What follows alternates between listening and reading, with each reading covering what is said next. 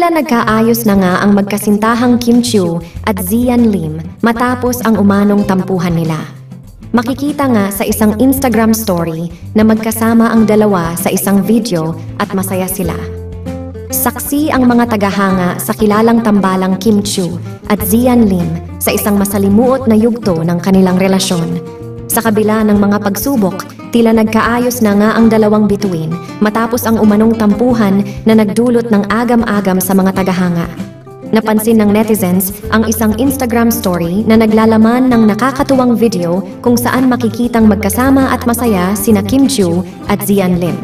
Ang pag-aayos ng magkasintahan ay nagdulot ng kasiyahan at pag-asa sa puso ng mga tagahanga ng Kimchi.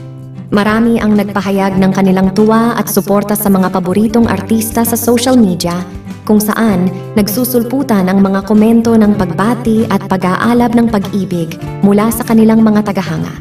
Hinihiling nila ang mas marami pang mga masasayang pagkakataon at lambingan para kina Kim Chiu at Zian Lim.